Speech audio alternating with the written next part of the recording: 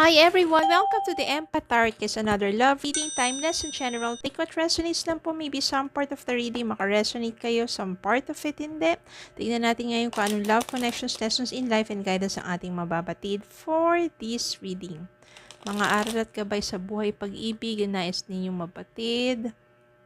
Spirit guide. Yan. Spirit, can send me messages. Anong love connections ito? Lessons in life and guidance na nais yung ipapati sa amin. Mga aral at gabay sa buhay pag-ibig. Spirit, guys, send me more messages. Anong love connections ito?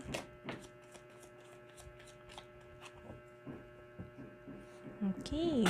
I think this is enough messages para sa reading natin. 8 of Pentacles. 2 of Cups. 9 of Wands. Queen of Cups. Devil. 2 of Swords. 9 of Pentacles. 2 of Wands. 7 of Pentacles. Star.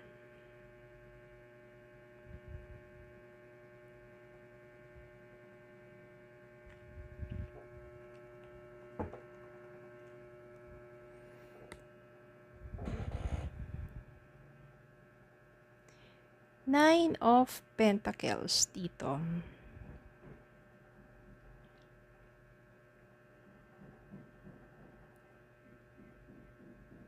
Maaring nanggaling ka sa isang relasyon na, ayan, devil. Natali ka sa isang relasyon na kung saan hindi maganda ang kinahantungan.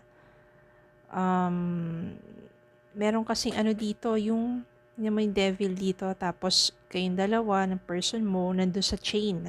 Ibig sabihin, di ba parang nandun kayo na nakatali, nakalock kayo sa isang relationship na kung saan mas nangingibabaw yung hindi magagandang nangyayari. Mas nangingibabaw yung puot, yung sakit, yung sama ng loob, mas nangingibabaw yung hindi payapa na pagsasama. For whatever reason it is, ang maganda dito, pinapakita na maaring nakawala ka na dito sa relasyon na to, single ka ngayon, yung 9 of Wands dito, alam mo na kung paano protektahan ang sarili mo, alam mo na kung paano mag-set ng boundaries, especially kung may intention na pumasok muli sa buhay mo. Dito, 2 of Swords, no? Parang nahihirapan ka to decide, no? Pagdating sa love life at kung ano ba yung tatahakin mo sa buhay. Nahihirapan ka kasi nanggaling ka dun sa isang relasyon na kung saan nakakasakal at sobrang nasaktan eh. Kaya ayaw mo munang pumasok sa ganong klaseng relasyon kahit may mga ibang tao nagpaparamdam sa'yo. But then, through the guidance from up above, stars dito, ibig sabihin you are being guided to the right direction, which is, first, huwag ka munang pumasok sa another relationship kung hindi ka pa ready, kung hindi ka pa totally healed, for the sake na sabihin lang na, di ba, meron ka ulit ka relasyon. Diba? Hindi ganun yun. Ipahinga mo yung puso mo, ipahinga mo yung sarili mo. Huwag ka pumasok sa another commitment o sa another relationship na kung saan mahirapan ka mag-commit because hindi ka pa buong muli. Then, because you are being guided from up above, ibig sabihin yan, your angels, your spirit guide, God, is leading you to the right direction. God is leading you to the right direction. You choose to be single muna. Nag-focus ka sa sarili mo. Nagpaunlad ka. No? Pinaunlad mo yung sarili mo. Kung ano man yung karerang tinatawak mo niya, nagiging magandang takbo ng iyong karera, trabaho pa man yan, posisyon, promotions. Pagdating naman sa business, you are doing very well. At lahat ng mga pinaghihirapan mo, lahat ng itinatanim mo ay yung aanihin. Yung pagsusumikap na yan, pagpapagod na yan, yung sakripisyon mo, yung aanihin.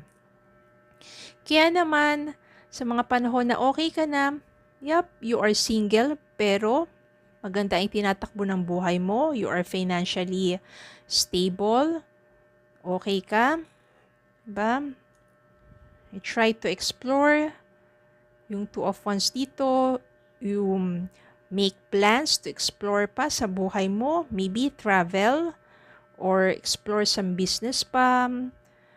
Parang gusto mo mas maging malawak yung horizon mo. Diba? Mas nadidiscover mo yung sarili mo na ang dami mo palang pwede pang magawa, ang dami mo palang kaya pang gawin sa buhay mo, and you explore.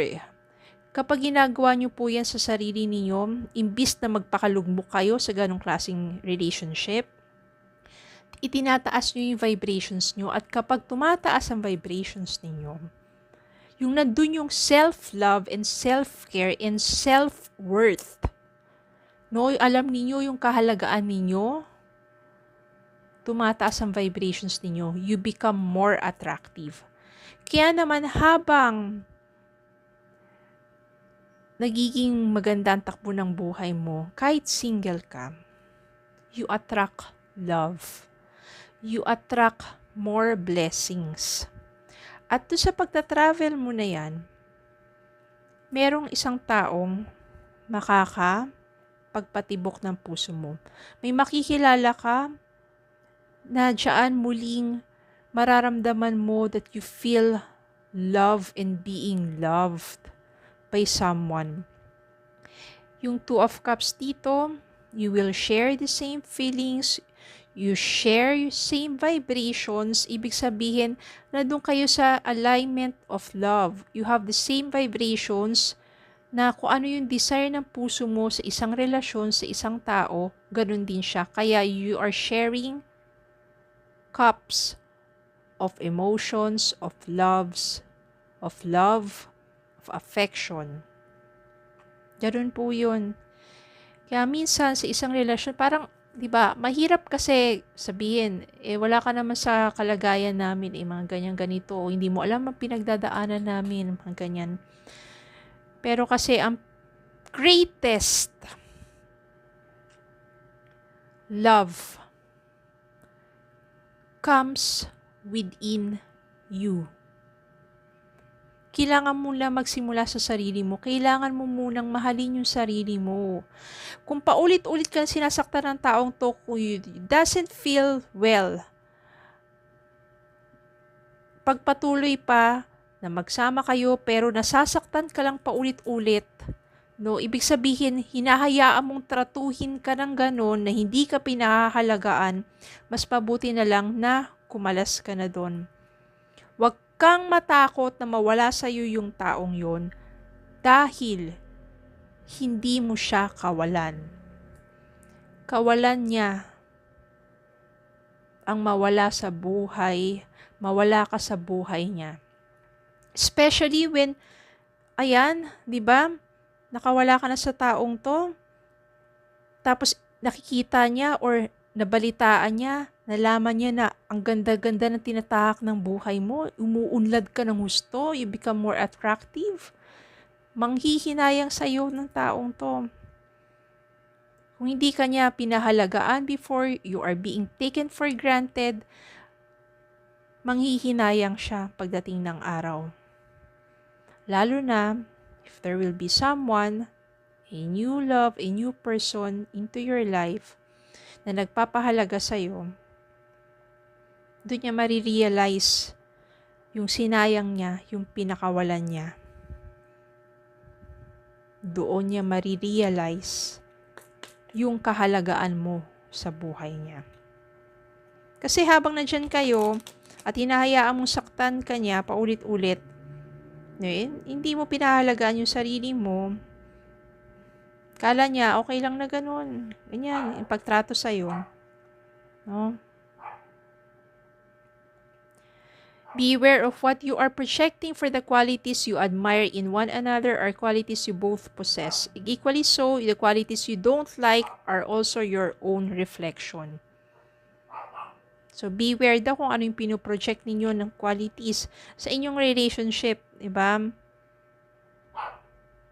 Kaya sa isang relasyon talaga, maganda dyan, that you are reflecting love. Tapos yung love na yon, yung energy of love na yon, na nire-reflect mo dun sa person mo, ibinabalik niya sa'yo ng higit pa. Ibig sabihin, yung energy of love flows within the two of you. Pero, for example, ikaw rin naman, kasi minsan nasa sayo rin yan eh. Masyado kang demanding, masyado kang selosa, masyadong seloso. Yun yung nire-reflect mo. Tapos, ano yun na, ano niyang reaction, di ba? Kahit wala naman dapat pagselosan, tapos nagiging away na lang, ganun. So, nagiging ganun yung inyong pagsasama.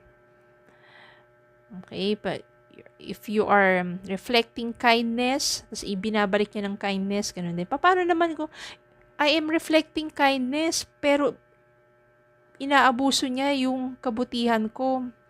Hindi niya ako pinahalagaan. Palagi niya ako niloloko. Ganun.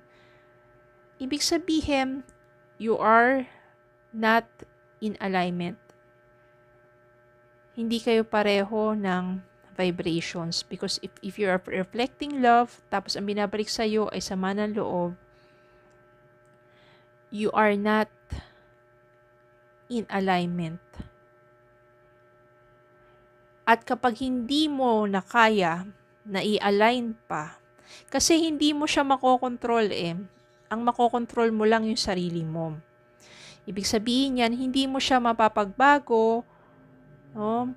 Kundi, nasa sa yung energy yan na kung saan, kung ano yung ma-absorb niya, at nasa sa kanya yun kung magbabago siya ng mas mabuti, magbabago siya para sa ikabubuti ninyong dalawa. All you have to do is to work with your energy so that it influences your person's energy to change for good. Pero kapag hindi siya magbago, wag mo nang parusahan yung sarili mo makulong pa sa ganong klaseng relasyon. Kung malas ka, hanapin mo sarili mo, mahalin mo yung sarili mo, take care of yourself. Because maybe that's the way din ng universe na kapag kumalas ka na doon at nagpakaigi ka sa buhay mo, siya naman mararamdaman yung kawalan mo sa buhay niya. Maybe that's the time na pwedeng